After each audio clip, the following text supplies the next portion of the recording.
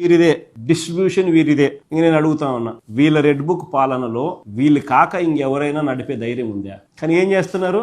మా జోగి రమేష్ని తీసుకొని పోయినారు. ఏమన్నా అన్యాయం? ఇది అన్యాయం కాకపోతే ఏందంటే నాకు అర్థం కాదు.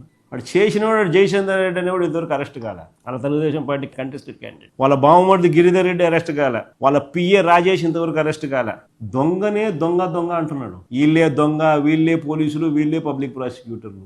మాచర్లకు చెందిన మా పార్టీ సీనియర్ నాయకుడు, 4 సార్లు ఎమ్మెల్యే ఆయన పిన్నెల్లి రామకృష్ణారెడ్డి, ఆయనను ఆయన తమ్ముడు వెంకటరామరెడ్డిని. ఆశ్చర్యం ఏంటంటే కేసు వివరాలు చూడండి. వీళ్ళ హయాంలో, చంద్రబాబు నాయుడు ముఖ్యమంత్రిగా ఉన్న వీళ్ళ హయాంలో తెలుగుదేశం పార్టీకి సంబంధించిన వీళ్ళ గ్రూపుల తగాదాల వల్ల వాళ్ళు కొట్లాడుకొని వాళ్ళు చంపుకుంటే ఆ కేసులో ఇరికిచ్చేది మా ఎమ్మెల్యే క్యాండిడేట్. అంతకు ముందు కూడా ఎన్నికల్లో రిగ్గింగ్ను అడ్డుకున్నందుకు 54 రోజులు జైల్లో పెట్టినారు. అంతకుముందు ఇదే పిన్నెల్లి రామకృష్ణారెడ్డిని. చంద్రబాబు నాయుడు గారు ముఖ్యమంత్రి అయిన తర్వాత ఈ 19 నెలల కాలంలో ఏకంగా పిన్నెల్లి రామకృష్ణారెడ్డి మీద పెట్టిన కేసులు ఎన్నో తెలుసా? 16 కేసులు పెట్టారు.